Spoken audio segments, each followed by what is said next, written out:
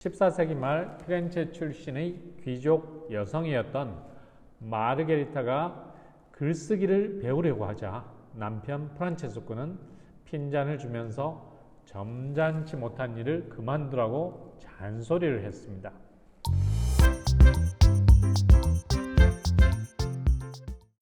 이사 자디는 자신의 책 상품의 역사, 르네상스의 새로운 역사의 프롤로그에서 르네상스를 가장 잘 대변하는 작품으로 카를로 크리벨리의 수테고지와 성 에미디우스를 꼽았습니다.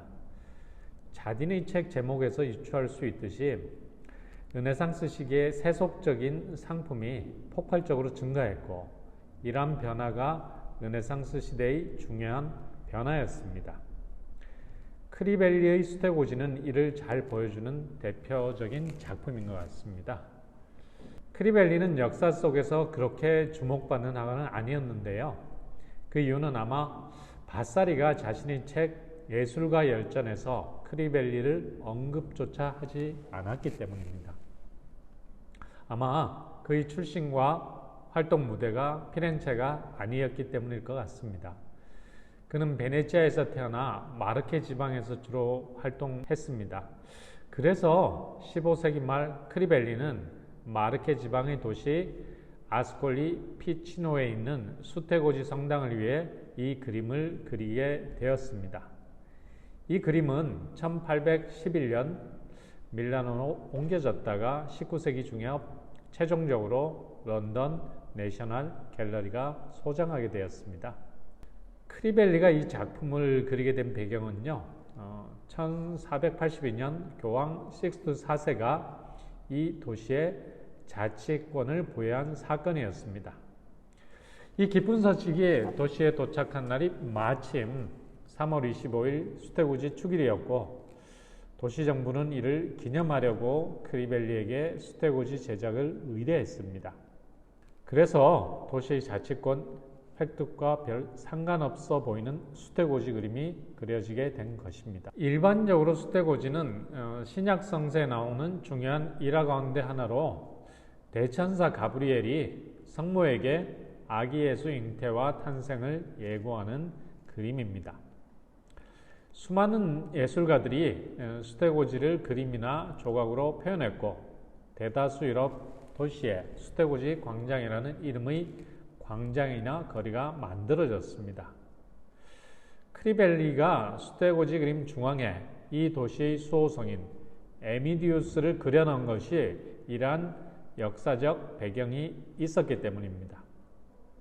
그래서 화가는 에미디우스가 도시의 모형을 들고 대천사 가브리엘과 도시를 어떻게 하면 자체적으로 운영할 것인지에 대해서 상의하는 모습을 그려 넣었던 것입니다. 얼핏 보면 수테고지라는 주제는 늘어나는 세속적인 상품, 즉 세속성을 잘 보여주는 주제는 아닙니다. 그렇지만 수테고지라는 기독교 이야기도 시대적 상황에 따라 달리 표현되었고, 르네상스 시대의 수테고지는 동시대의 변화된 사회상을 반영하기도 합니다. 그래서 이 그림을 통해 읽어낼 수 있는 변화된 시대상은 크게 두 가지인 것 같습니다. 첫 번째는 성모 마리아가 책을 읽고 계시다는 것입니다. 전형적인 중세 수테고지 그림에는 핵심 요소, 즉 수테를 알리는 대천사 가브리엘, 성령을 상징하는 비둘기, 그리고 성모 마리아만 간략하게 표현됩니다. 여기에는 책도 책상도 없습니다. 물론 중세 그림에 책을 읽는 성모가 아예 없지는 않았지만 르네상스 시대 그림에 나오는 성모는 자주 독서를 하고 계십니다.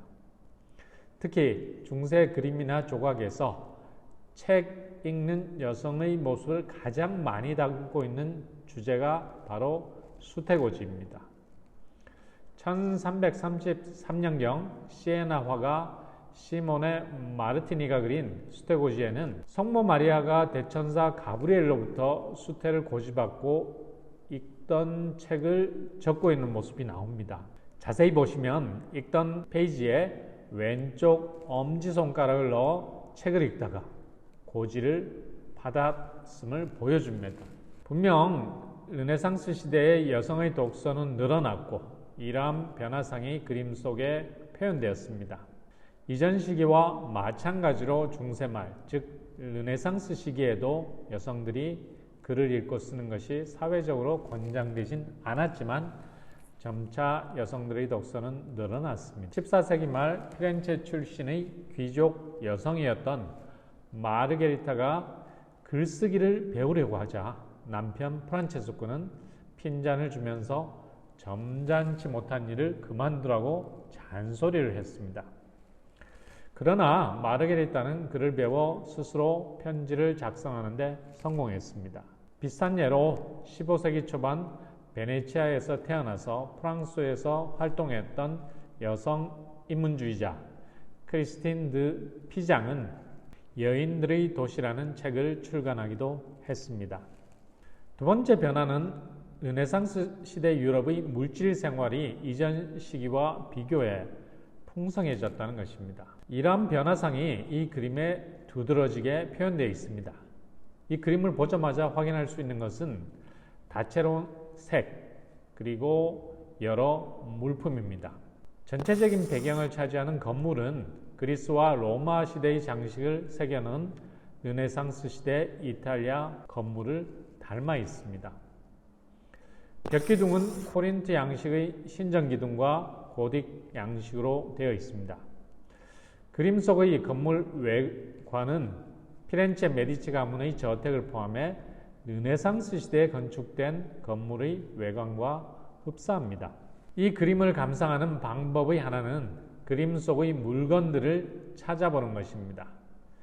총 16명의 인물이 등장하는데 그들이 입고 있는 옷은 형태, 재질, 색감 등에서 서로 다릅니다. 특히 대천사 가브리엘과 수호성인의 의복은 보석으로 장식되어 있어서 한눈에 보아도 비싸 보입니다. 조금 덜 화려해 보이지만 성모 마리아의 의복도 값비싼 옷감으로 제작되었음을 짐작할 수 있습니다. 성모가 책을 읽고 있는 방은 여러 물품으로 장식되어 있습니다. 성모 앞에는 독서대와 책 한 권이 있고 선반 위에는 촛대, 용기, 작은 원형 상자, 여러 개의 도자기 접시, 크리스털 물병, 총 4권의 책이 놓여 있습니다. 성모 오른쪽 옆에 있는 조금 높은 가구 위에는 화려한 문양으로 장식된 카펫과 흰색 덮개가 있고 이 흰색 덮개 위에는 비싸 보이는 쿠션 3개가 얹혀 있습니다. 2층 로지아의 난간 위에는 관목이 심겨 있는 2개의 화분, 화려한 색깔의 융단, 그리고 그 옆에는 공작새가 있습니다. 2개의 화분의 관목도 서로 다릅니다. 조금 위에는 새 한 마리가 들어있는 새장이 있습니다. 1층 밖의 쇠창살로 되어 있는 창문 밖에는 화분이 있고 화분에는 또 다른 관목이 심겨 있습니다.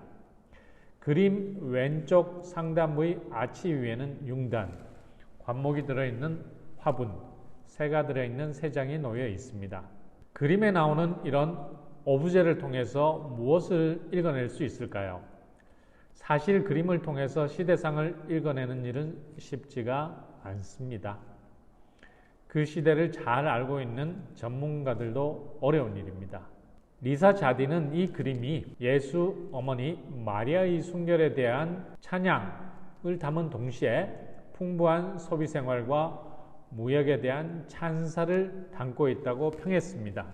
그의 지적처럼 르네상스 시대에 그려진 작은 그림 속에는 세계가 담겨 있었습니다. 등장인물들이 입고 있는 다양한 색감의 옷들은 당시 국제적으로 거래되던 모직물, 견직물, 면직물, 혼방직물, 마직물 등으로 만들었을 것입니다.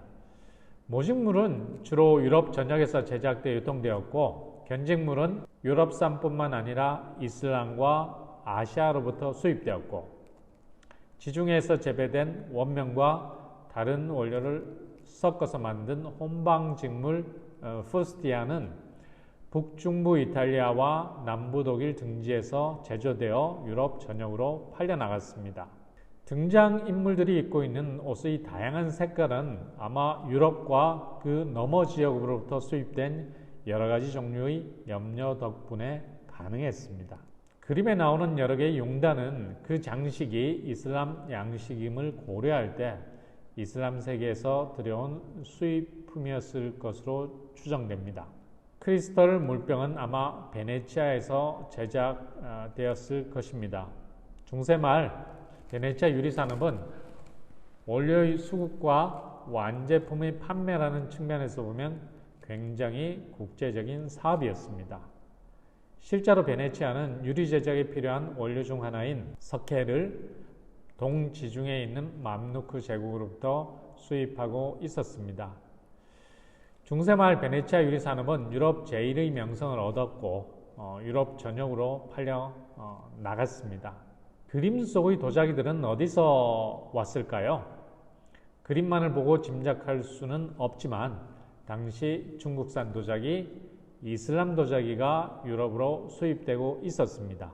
이슬람 군주들은 유럽 군주들과 외교에서 선물로 고가의 도자기를 선물하는 관행이 있었습니다. 15세기 말 그림 속에 이런 다양한 원산지에서 들여온 상품이 배경으로 그려질 수 있었던 것은 국제적인 교역과 이를 주도한 상인들 덕분이었습니다. 그림 속에 나오는 상인처럼 보이는 인물은 아마 먼 지역에 파견한 주재원이 보내온 이탈리아어로 작성된 보고 편지를 읽고 있고 그 옆에는 회계장부처럼 보이는 책이 펼쳐져 있습니다. 이러한 분석을 종합하면 이 그림은 수태고지라는 성스러운 종교적 장면과 풍성한 상품이 보여주는 세속적 소비 문화를 함께 담고 있습니다. 하지만 상대적으로 후자, 즉 세속의 소비 문화가 더 두드러져 보이는 것은 당시 시대의 변화를 반영하는 것 같습니다.